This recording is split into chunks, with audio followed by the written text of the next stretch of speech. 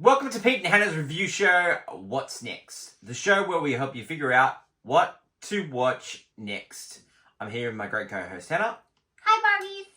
Hannah, tell the lovely viewers what they should do. They should leave a like on this video. They should subscribe to our channel if you already haven't. And leave a comment on what you're watching this week. Hit a notification button and you'll get great content like this one. Mm-hmm. Hannah, on today's episode, we are reviewing Barbenheimer. What a great week in the cinemas. Thanks to everyone for watching our Christopher Nolan live stream show. Got great feedback, so appreciate that. I'm just so pumped that everyone's going back to the cinemas. Yeah. Every time we saw Barbie and Oppenheimer. Yeah, they were both packed It's great to see so many people dressing up. Getting into it. Yeah, it's just amazing, and we're just really, really excited. Let's go to our championship belt holder for 2023. For you, Hannah, it is? It is John Wick Chapter 4. And for me, it is Mission Impossible Dead Reckoning Part 1. On to the reviews. Look, before we start the reviews, I just want to say it's a big shame after this great weekend that we're having to strike. The studio's not paying the writers and actors the proper pay because we've just got two great movies. The movie industry is on a roll. Yeah, this is the time to cash in and get great movies coming out. And, studios have stuffed it up. So our clickbait this week is going to be dedicated to that. And so stick around for that later in the week with movie news. So the first movie they're going to review today is Barbie. The elevator pitch. Barbie is living a dream life. Barbie starts thinking about death and has to visit the human world because she thinks she's malfunctioning. Yeah. This movie is a mixture of The Truman Show. Yeah. The Lego Movie. It's a little bit of like the Simpsons movie in there. And it's a little bit of Clueless as well. Clueless. I'd give... So it's got a myriad of things. Even... It's a bit of Gene Kelly. Bit of Pinocchio. Yeah, a bit of Pinocchio. Reasons to see this one, Hen. Barbie. I mean, honestly, it's definitely, if you've had anything, it's like, is it going to be funny? Is it going to be this? It's definitely all that. Yeah. It's definitely worth a watch, especially at cinemas because it's packed. Yeah, everyone's dressing up. It's like you're having a really good time with friends. But also this movie, it shows just such an amazing craftsmanship of just like completely immersing yourself in a movie. I mean, it looks amazing and everyone in it is having a really like almost chewing the scenery quality of like just really getting into their roles and just... Well, the reasons not to see this movie, look, if you are a jerk and you are cynical and you don't like to laugh, you won't like this movie. And just get over yourself. Like, all these people on the internet just giving this movie...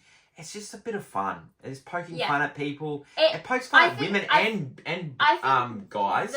My thing with the movie is that it may poke too much fun at itself because it's being so referential. It knows the problems, and so it's making fun of it, and so some people don't like that. So people need to get over themselves. Ready for this movie, Hen? I don't know at all. What are you thinking? I think it's banger. I think it's banger too. I think just how great and how it's bringing the movies back together. It's a definite watch for us, and people should go see it at the cinemas. Yeah. Directed by Greta Gerwig, who directed Lady Bird and Little Women. Written by Greta and also Noah Baumbach, who has written so many great movies, Marriage Story. Yeah. It's just like he's imprint on this movie. You can see it. Her and Greta, him and Greta is just it's based on Barbie Mattel. It's produced by Margot Robbie and her partner, also David Hammond and Robbie Brenner. Yeah. Stars Margot Robbie, Ryan Gosling, America Ferrera, Kate McKinnon, Issa Rae, Rhea Perlman, Yeah. Will Ferrell, Emma Mackey, Alexandra Shipp. Yeah, we could go on and on about Michael the Cera. Great cast. Great cast. Like, you go on and ages about the cast and everyone in it. Like, there's standouts, of course. Ryan Gosling being a huge one in this movie. Yeah, Ryan Gosling's amazing. Ryan Gosling is... like, Margot's portrayal and Margot as her Barbie. Well, she's got more to do.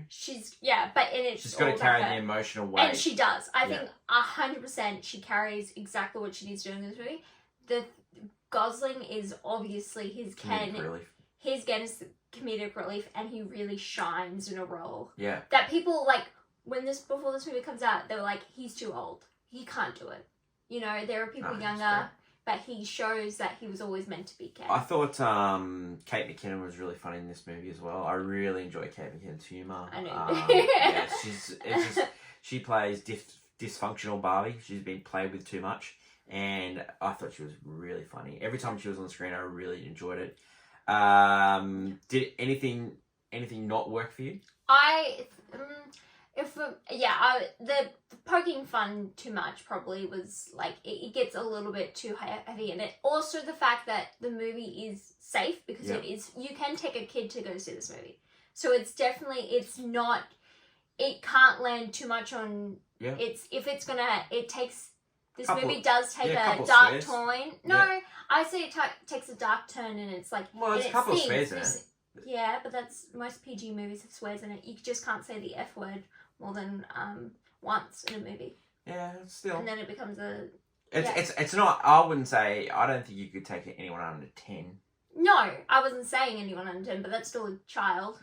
Yeah, I wouldn't take anyone under 10. I know, like, there was like a couple of people in our family that were 6s and stuff. No, there are a lot of kids going to see this movie. Yeah.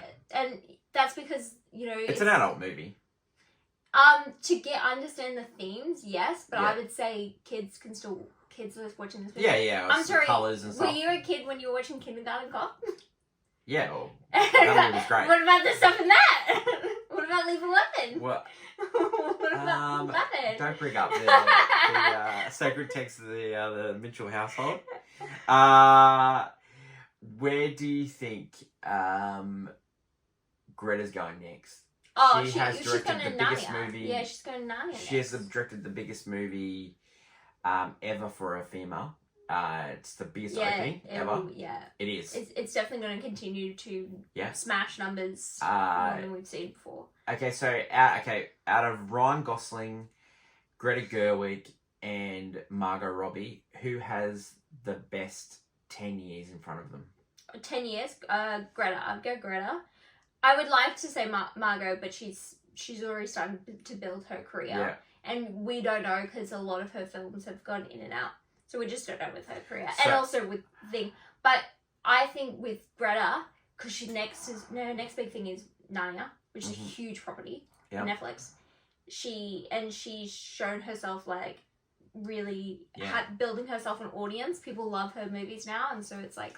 Alright, so the person, who do you think is going to get nominated for this film? Nominated? I think you got Best Original Song, baby. Yeah, I think Greta and Noah will be nominated for screenplay. Yeah. And I think Ryan Gosling will be nominated for Ken. For supporting actor? Yeah, and he's going to have a huge 12 months because in February is the release of the Fall Guy movie, and that movie is going to be huge. Emily Blunt stars in it. It's the guys that brought you John Wick, and he's going to be nominated for an Academy Award, so he's going to be on the campaign trail and promoting Fall Guy. Huge. If we get any of that. Let's be positive, Hannah. We're a positive show. Do you think they'll make a sequel out of this? I don't see why they would. I guess money reasons is the only reason, but I don't think the material needs a sequel, I guess, for its... Yep. I think what the story was trying to tell, it told. I think we'll get more Mattel stuff. Yeah. Hot Wheels is coming, yeah. Uno. Dos! The sequel will be Dos! Yeah. The soundtrack, there's a couple of good songs on it. The Ken song's great. The original Ken song. Yeah. The thing with this movie is that the soundtrack was created for, like, with the movie at Mark the same Ronson. time. Yeah. Yeah, so all those songs Billie Eilish song. really blend in. The Yeah. Billie Eilish, but even there's a Lizzo song at the start Yeah, that yeah. blends perfectly with what's happening. For sure. And then, and everything just works really well. Dua Lipa's in the movie as Mermaid. And Barbie. she sings the Dance the Night. Yeah. Yeah, it's like I think the soundtrack is definitely a highlight of this movie as well. Yeah, well done to everyone involved. Movies are not easy to make, and when everyone heard there was going to be a Barbie movie, and so many different people tried to make this movie, well done to the people Can I say involved. the other negative? I would have loved more references to the real Barbie cinematic universe. Well, that's for a future episode of What's Next, especially with Strike Tears going. I think we might do a whole show dedicated to Barbie Nutcracker. We could do the Air Bud cinematic universe too. What a great way to leave Barbie. Go see it at the cinemas. Go see it with your friends. It's an amazing night out. You should double it up with... The next movie we're going to talk about is Oppenheimer. Let's drop the bomb. It's the elevator pitch follows the events recapping the creation of the atomic bomb from the eyes of Robert J. Oppenheimer before, during, and then after the test at Trinity test at Los Alamos. It's a mixture of JFK, back and to the left, you're the cream in my coffee. No. It is also has elements of Social Network. It has elements of, there's a bit of war movie sort of expert to have the way it built. There's a little bit of Dunkirk in how he's built it. This is his most existential crisis film. Hannah, reasons to see this. Oh, it's completely, you'll have a blast. No, it's definitely... I was wondering how many references you can do this. It's mind-blowing, guys. No, this movie really captures your attention. It is so incredible. So much information is served at you, like in the first hour. It's based on the book Prometheus. Prometheus. And you really feel you're in the shoes of Robert Oppenheimer, because you've got two different storylines going on. You have, so it's the fission and the fusion. The so, fission bit is Robert J. Oppenheimer, and then in colour. And then you have RDJ's, which is the fusion bit, and which is in black and white. These both storylines are going at the same time, and you're seeing kind of what the after effects and before the test, and it's just incredible just watching how this all folds out, and then also the sound and the reasons not to see this movie. Look, for those people that don't like war movies, that don't like... It's not just war movies. No, it's the fact that it's real life war movies. Yeah, well, it's not only that, it is a tough subject. It's glorifying a man that created a weapon that can destroy us all. So not just a man, the men around it as well too. Yeah, but it's definitely glorifying Robert J. Oppenheimer. Oh yeah, and that's what the book was about. Yeah, it's about you just, when you realize the fate of humanity was basically placed in really kind of people who didn't know what they were doing in the first place. These people they were scientists. They were just trying to see if it worked. Yeah, exactly. And I very impulsive. That's I think Christopher Nolan shows them to be the jerks that they are. They're betting on the outcome. They were having it was one minute they're laughing. They were laughing at the fact, and then it's wow, one moment it could have all been over. I definitely think Nolan did show the guy up for the hypocrite that he was. He was also showed that just how he didn't really think about the future, and he was it's the fact that humanity's hands were in these guys in a room. Yeah. And there's nothing to do. It was just... It's incredible to see on screen. Do you think this is a watch or a miss? It's definitely a watch, especially in cinemas. And especially rating for this movie? Banger, 100%. Not even a film. It's a banger. So it's directed by Christopher Nolan, who directed the great Tenet. If you didn't catch our live show, it is currently up on YouTube. We went through all 12 movies, including this one. It's based, as I said, on the American Prometheus, which is written by Kai Bird and Martin J. Sherman. They had they were watching the filming. They said it's the best true story movie direction by. It's produced by Emma Thomas and Charles Roven and Christopher Nolan. Emma Thomas, Christopher Nolan's long-term partner, starring Cillian Murphy, Emily Blunt, Robert Downey Jr., Matt Damon, Florence Pugh, Josh Hartnett, Casey Affleck, Rami Malek, Kenneth Branagh. Another movie where it's just like you can't name everyone. Yeah, There's so many. Oh, like you're still missing tons of people. Jack Quaid, Josh Peck. Like it's just like there's a lot. Like you go, oh look, that guy's in it. Oh, that guy's in it. I remember that guy from this guy. Yeah. It's a lot of that. But let's talk about the main three. Cillian Murphy. Oh my god, he's incredible.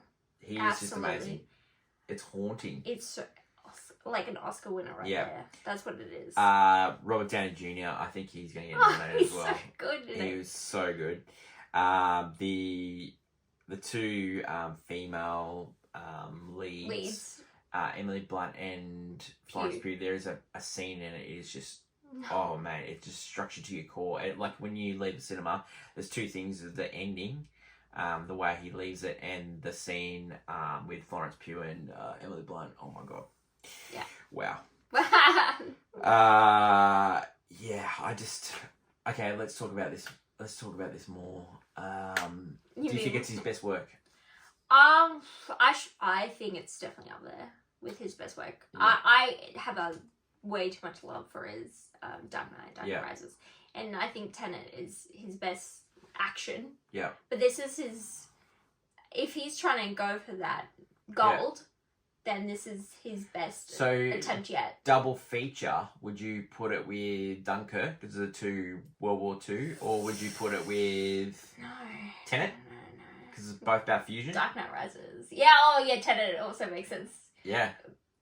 All three of those have an atom bomb. So Dark Knight Rises. Bill Conti, who was in Dark Knight Rises, he plays Albert Einstein in this movie. Yeah. But also, it's it's an atom bomb, and then in Tenet, he name drops Oppenheimer. So it's. I like how we talked about how it was shot in some scenes of Robert Downey Jr. scenes in black and white and the color scenes, but the Hoyterman, the guy that's director of photography for his last couple of movies, and he also did Nope with Jordan Peele. It's stunning, and the way it's shot, it's very similar to Dunkirk. How it has like a darkness to it because it's retelling a story. Like his other movies, they've got light to it. Like the Tenet and Inception. Like when you see it on the screen, it's like so bright.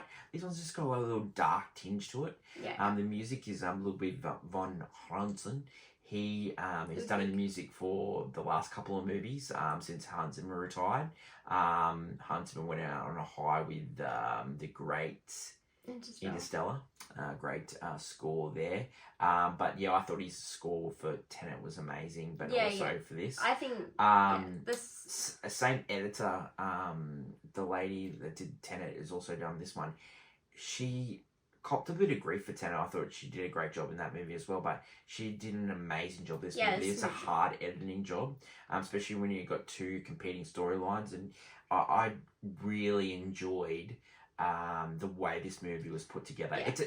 It's definitely how Nolan likes to play with the bones of the script, how he likes to have two competing storylines. Sometimes he has three, as in Dunkirk, but this time he has two competing storylines, and he gives equal time to both. And I look, I'm a Christopher Nolan head, and I love everything that he's done, and I think this is some great work, and he deserves all the plaudits. I think he's going to win Best Adapted Screenplay.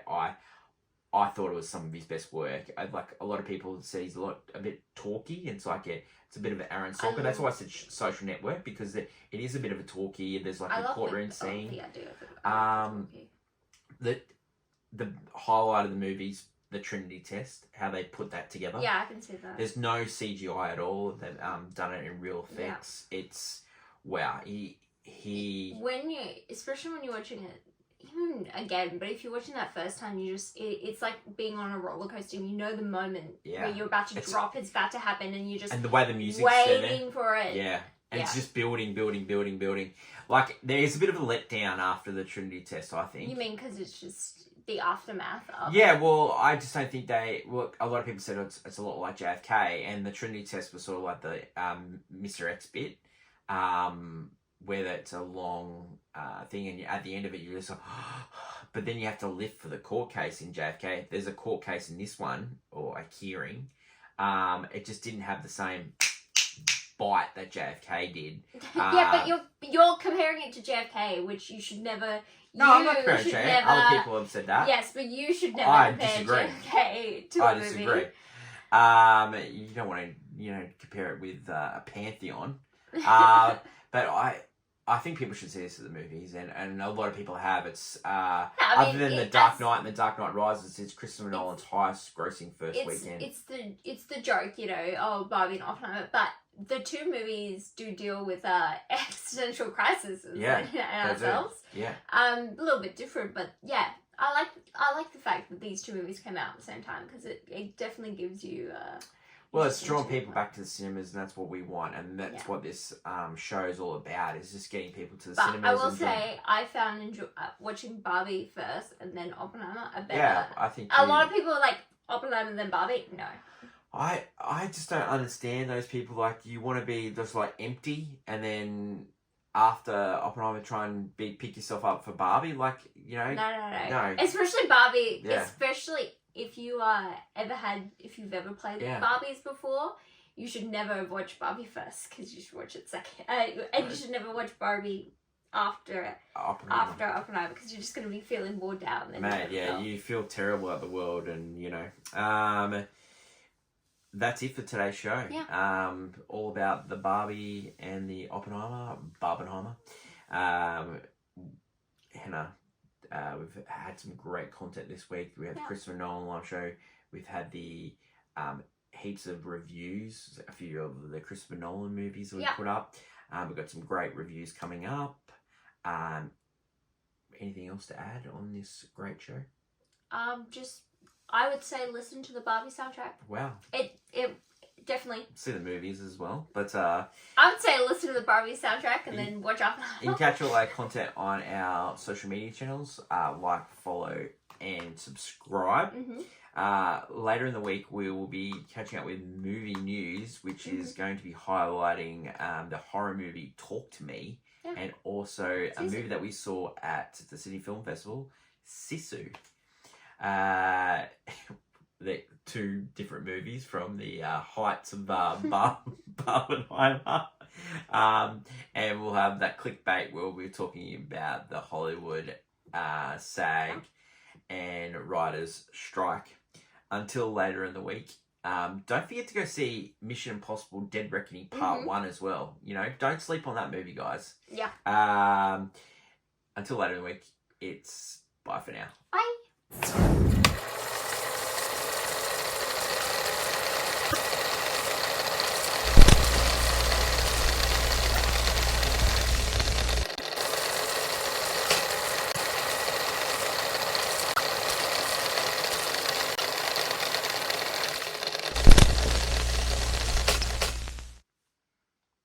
Okay.